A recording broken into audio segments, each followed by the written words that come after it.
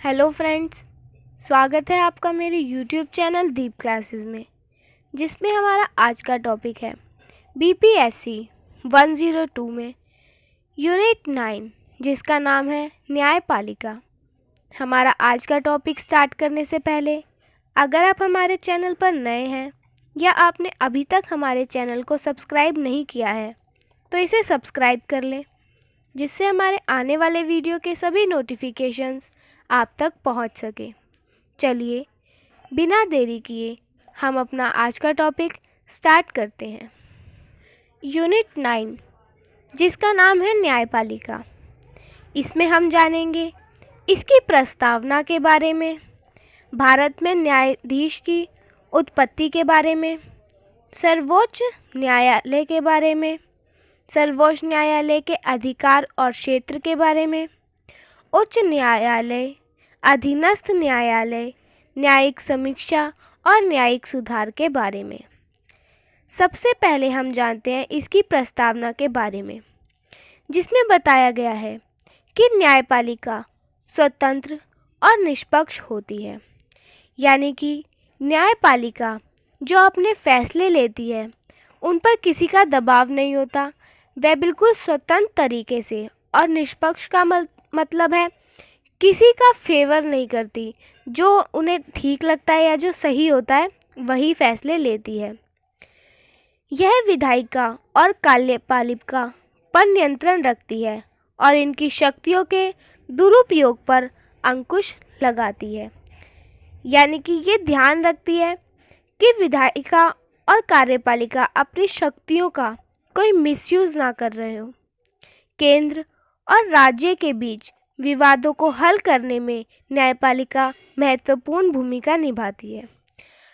यानी कि अगर केंद्र और राज्य के बीच किसी भी टॉपिक को लेकर कोई प्रॉब्लम चल रही है, कोई विवाद है, तो न्यायपालिका क्या करती है, उनके विवादों को हल करने का काम करती है। न्यायपालिका का निर्णय अंतिम माना जाता है। आगे चलते हैं और देखते हैं इसका दूसरा टॉपिक, जो है भारत में न्यायाधीश की उत्पत्ति। इसमें हमें बताया गया है कि जो न्यायाधीश है वो भारत में कैसे बना। तो औपनिवेशिक काल से ही न्यायपालिका की उत्पत्ति मानी जाती है। 1773 में एक अधिनियम पारित हुआ, रेगुलेटिंग एक्ट। इसके बाद भारत में पहले सर्वोच्च न्यायालय की स्थापना हुई। भारत में जो पहले सर्वोच्च न्यायालय की स्थापना हुई वो कलकत्ता में हुई थी। इस काल में दो प्रकार की न्यायिक व्यवस्था थी। पहला, प्रेसिडेंट के अंदर सर्वोच्च न्यायालय था और दूसरा, प्रांत के अंदर सदन न्यायालय। तो जो प्रेसिडेंट के अंदर सर्वोच्च न्यायालय था, इसमें जितने भी अंग्रेजी कानून और प्रक्रियाएं थी वो सब लागू थी, और प्रांतों के अंदर सदन न्यायालय में व्यक्तिगत कानून और विविध कानून लागू थे। 1861 में इन दोनों को मिलाकर एक कर दिया गया।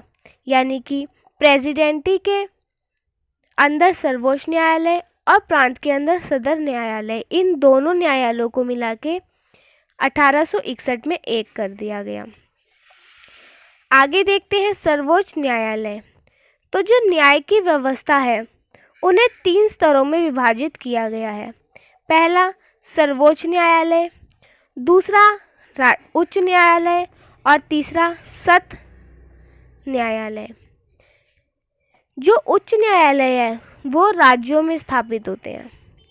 तो संविधान का मानना है कि सर्वोच्च न्यायालय द्वारा घोषित किया गया कानून सबके लिए बाध्यकारी होगा, विशेषकर भारतीय क्षेत्र के सभी छोटे न्यायालयों में। यानी कि अगर सर्वोच्च न्यायालय कोई भी कानून बनाती है तो उस कानून को सभी को मानना अनिवार्य है, विशेषकर छोटे न्यायालयों को। अब हम न्यायालय की संरचना और नियुक्ति देखते हैं। तो सर्वोच्च न्यायालय में जो न्यायाधीश होते हैं इनकी संख्या 27 होती है। 27 में से एक मुख्य न्यायाधीश होता है और बाकी 26 अन्य न्यायाधीश होते हैं। इनकी नियुक्ति भारत का राष्ट्रपति करता है, प्रधानमंत्री और मंत्री परिषद की सलाह से। ये बात हमें अनुच्छेद 124 और 2 में कही गई है। अनुच्छेद 124 अंडर सेक्शन 2 कहता है कि जो सर्वोच्च न्यायालय के न्यायाधीश की नियुक्ति है वो प्रधानमंत्री और मंत्री परिषद की सलाह से राष्ट्रपति करेगा। सर्वोच्च न्यायालय जजों की नियुक्ति के लिए योग्यताएं, यानी कि ऐसी क्या योग्यताएं होनी चाहिए सर्वोच्च न्यायालय का न्यायाधीश बनने के लिए। तो पहली योग्यता ये है कि उसे भारत का नागरिक होना चाहिए, और दूसरी, उसने किसी उच्च न्यायालय में 5 वर्ष तक कार्य किया हो या 10 साल तक वकालत की हो। न्यायाधीश का कार्यकाल को देखते हैं तो नियुक्ति के बाद 65 वर्ष की आयु पूरे होने तक का कार्यकाल, यानी कि जब से न्यायाधीश की नियुक्ति होगी तब से लेकर जब तक वो 65 साल का नहीं हो जाता तब तक का उसका कार्यकाल रहता है। पर अगर वो चाहे तो अपने पद से इस्तीफा दे सकता है या महाभियोग की प्रक्रिया द्वारा हटाया जा सकता है अगर वो कोई दुर्व्यवहार करता है तो। अब जानते हैं महाभियोग की प्रक्रिया क्या है या ये कैसे काम करती है। तो संसद के 2 सदन होते हैं, लोकसभा और राज्यसभा।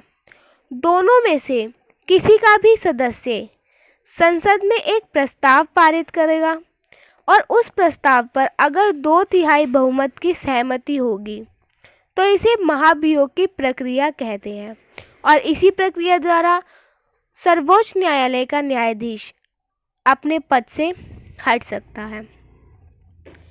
अभी तक ये प्रक्रिया जो है सिर्फ एक बार ही लागू हुई है, वो भी वी रामास्वामी पर, जो सबसे पहले जज थे। इन पर 1991 में महाभियोग की कार्यवाही की गई थी। आगे चलते हैं और देखते हैं सर्वोच्च न्यायालय के वेतन के बारे में। तो ये स्वतंत्र निष्पक्ष तरीके से कार्य करे, इसलिए जो इनका वेतन है वो बहुत अधिक निर्धारित किया गया है। दूसरा, पूरी तरह मुफ्त आवास, यानी कि इन्हें रहने के लिए घर दिया जाता है जो बिल्कुल मुफ्त होता है। आगे चलते हैं और देखते हैं इनकी नियुक्ति और अधिकार के बारे में।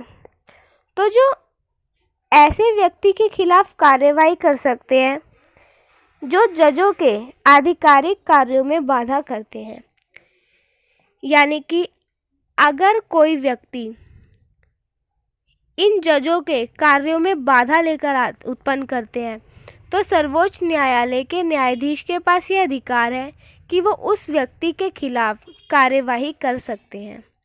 आगे चलते हैं और देखते हैं सर्वोच्च न्यायालय का क्षेत्राधिकार। तो सर्वोच्च न्यायालय के 4 क्षेत्राधिकार हैं। पहला, प्रारंभिक क्षेत्राधिकार। दूसरा, अपीलीय क्षेत्राधिकार। तीसरा, परामर्शवादी क्षेत्राधिकार। और चौथा, पुनरावलोकन क्षेत्राधिकार। संविधान के अनुच्छेद 141 में इन चारों क्षेत्राधिकारों के बारे में बताया गया है। अब हम इन्हें डिटेल में जानते हैं। सबसे पहला है प्रारंभिक क्षेत्राधिकार। तो इसमें विभिन्न राज्यों के निवासियों के बीच विवादों को हल करने का अधिकार है, यानी कि अगर एक या एक से अधिक राज्यों के निवासियों में कोई विवाद हो रहे हैं तो उन्हें सुलझाने का अधिकार सर्वोच्च न्यायालय को प्रारंभिक क्षेत्राधिकार में दिया गया है। दूसरा, मौलिक अधिकारों की रक्षा के लिए विशेष अधिकार, यानी मौलिक अधिकार का अगर उल्लंघन होता है तो सर्वोच्च न्यायालय द्वारा न्याय मिलता है। तीसरा, 2 या 2 से अधिक राज्यों के विवादों को हल करने का अधिकार। ये सर्वोच्च न्यायालय के प्रारंभिक अधिकार है। आप जानते हैं इनका अपीलीय क्षेत्राधिकार। अपीलीय क्षेत्राधिकार में अनुच्छेद 132 कहता है कि उच्चतम न्यायालय को भारत के सभी उच्च न्यायालयों के निर्णयों पर विरुद्ध अपील सुनने का अधिकार है। और इसका अनुच्छेद 133 कहता है कि सभी सिविल केस की सुनवाई सर्वोच्च न्यायालय में की जाएगी। साथ ही संविधान में यह प्रावधान भी है कि उच्च न्यायालय के अधीन सिविल कार्यवाही की अपील सर्वोच्च न्यायालय में की जा सकती है। अपीलीय क्षेत्राधिकार में 4 मामलों को लिया गया है। पहला संवैधानिक मामले, दूसरा दीवानी मामले, तीसरा आपराधिक मामले और चौथा विशेष अनुमति से अपील। आगे बढ़ते हैं और देखते हैं परामर्श की अधिकारिता। जैसा कि आप परामर्श से ही समझ सकते हैं, परामर्श का मतलब होता है किसी विषय पर दूसरे व्यक्ति की राय लेना। तो अनुच्छेद 143 में कहा गया है कि सर्वोच्च न्यायालय को परामर्श की अधिकारिता प्रदान है, यानी इसमें राष्ट्रपति को यह अधिकार है कि जब उसे यह लगे कि तथ्य का कोई ऐसा प्रश्न उत्पन्न हो रहा है या हो सकता है तो ऐसी प्रकृति का है जिस पर उच्च न्यायालय की राय प्राप्त करना आवश्यक है, तो राष्ट्रपति उच्चतम न्यायालय की राय की मांग कर सकता है। यानी कि कभी भी राष्ट्रपति को लगे कि उसको किसी चीज़ पर डिसीज़न लेना है और उसके लिए उसे सर्वोच्च न्यायालय की मांग की ज़रूरत है, तो वो सर्वोच्च न्यायालय से राय ले सकता है। लेकिन उच्चतम न्यायालय द्वारा दी गई राय राष्ट्रपति पर बाध्य नहीं है। यानी जो उच्चतम न्यायालय राय देगा, ज़रूरी नहीं है कि राष्ट्रपति उसे माने। अगर वो राय राष्ट्रपति को सही लगे तो वो उसे मान सकता है और नहीं तो वो उसे नहीं भी मान सकता, उसके लिए वो बाध्य नहीं है। साथ ही साथ उच्चतम न्यायालय किसी मामले में अपनी राय देने से इनकार भी कर सकता है। यानी कि उच्चतम न्यायालय को अगर ऐसा लगे कि मैं इस पे कोई राय नहीं दे सकता हूँ, तो वो मना भी कर सकता है राय देने से। आगे बढ़ते हैं और देखते हैं न्यायिक पुनरावलोकन। इसमें भी पुनरावलोकन शब्द से ही आप समझ सकते हैं। पुनरावलोकन शब्द का मतलब होता है दोबारा से किसी चीज़ पर या किसी कही हुई बात पर या निर्णय पर विचार विमर्श करना। तो ऐसे ही अनुच्छेद 137 में उच्च न्यायालय को न्यायिक पुनरावलोकन की शक्ति दी गई है। यानी उच्चतम न्यायालय अपने पहले के दिए गए फैसलों पर पुनर्विचार कर सकता है और उसे बदल भी सकता है। साथ ही संसद द्वारा निर्मित कोई भी कानून, सरकार द्वारा जारी किए गए आदेश संविधान के किसी अनुच्छेद की अवहेलना करते हैं तो उच्चतम न्यायालय ऐसे कानून को अवैध घोषित कर सकता है। आगे बढ़ते हैं और अब जानते हैं उच्चतम न्यायालय के बारे में। ये जो उच्चतम न्यायालय है, ये राज्यों का सर्वोच्च न्यायालय होता है। संविधान के भाग 6 के अध्याय 5 में अनुच्छेद 214 से लेकर 231 तक उच्च न्यायालय के संगठन और कार्यों के प्रावधान है। इसका अनुच्छेद 125 कहता है कि प्रत्येक न्यायालय का एक उच्च न्यायालय होगा, इन्हें संवैधानिक दर्जा प्रदान होगा और साथ ही संसद को यह अधिकार है कि वह 2 या इससे अधिक राज्यों का एक सामाजिक उच्च न्यायालय गठित कर सकती है। अब देखते हैं उच्च न्यायालय की रचना या इसके ढांचे के बारे में। तो उच्च न्यायालय के न्यायाधीशों की कोई संख्या निर्धारित नहीं है, ये समय और परिस्थिति के हिसाब से बदलती रहती है। न्यायाधीश की नियुक्ति राष्ट्रपति करता है मुख्य न्यायाधीश की सलाह से, और इसके लिए जो इसका कार्यकाल है वो है 62 वर्ष आयु तक।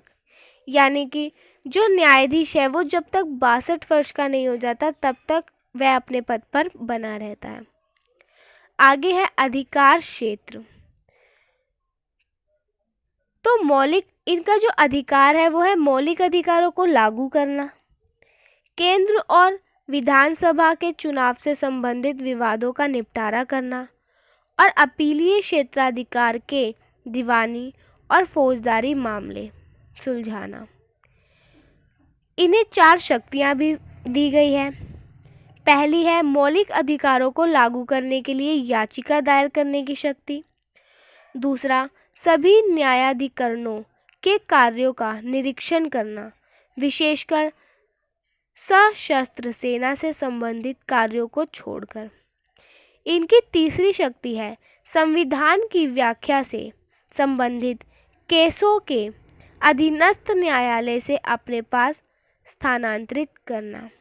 और इसकी चौथी शक्ति है उच्च न्यायालय के अधिकारियों एवं नौकरियों को नियुक्त करने का अधिकार। आगे बढ़ते हैं और देखते हैं अपना छठा पॉइंट, जो है अधीनस्थ न्यायालय। तो ये जो न्यायालय हैं ये राज्य सरकार के कानूनों द्वारा बनाए गए हैं, इसलिए इनका नाम, पद अलग अलग राज्यों से अलग अलग है। यानी कि जिस राज्य में जो कानून लागू हो रहे हैं उन्हीं के अनुसार उसके न्यायालय को नाम दिया जाता है और पद दिया जाता है। इसलिए सभी राज्यों के अलग अलग नाम, पद वाले न्यायाधीश इसमें होते हैं। इस यूनिट के सारे टॉपिक्स हमने कवर कर लिए हैं। अब जानते हैं इससे जुड़े कुछ महत्वपूर्ण प्रश्नों के बारे में। पहला है, सर्वोच्च न्यायालय के न्यायाधीशों की नियुक्ति के लिए क्या क्या योग्यताएं होनी चाहिए। तो सबसे पहला तो व्यक्ति भारत का नागरिक होना चाहिए। दूसरा, उसे 5 वर्ष का उच्च न्यायालय में कार्य करने का अनुभव होना चाहिए या 10 वर्ष तक किसी न्यायालय में वकालत का अनुभव होना चाहिए। दूसरा क्वेश्चन है, सर्वोच्च न्यायालय के न्यायाधीश को हटाने की प्रक्रिया क्या है। तो सर्वोच्च न्यायालय के न्यायाधीश को महाभियोग की प्रक्रिया द्वारा हटाया जा सकता है। इस प्रक्रिया में संसद द्वारा एक प्रस्ताव लाया जाता है जिस पर 2/3 बहुमत सदस्य इसे पास करते हैं। तीसरा क्वेश्चन है, सर्वोच्च न्यायालय के प्रारंभिक क्षेत्राधिकार कौन कौन से हैं, किन क्षेत्र में इसे सबसे अधिक अधिकार है। तो सर्वोच्च न्यायालय का प्रारंभिक क्षेत्राधिकार है उसका मौलिक अधिकारों की रक्षा करना। यह विभिन्न राज्यों के बीच विवादों की भी सुनवाई करता है। फ्रेंड्स, हमारा आज का टॉपिक यही ख़त्म होता है। वीडियो पसंद आया हो तो वीडियो को लाइक एंड शेयर करें और हमारे चैनल को सब्सक्राइब करें। Thank you for watching.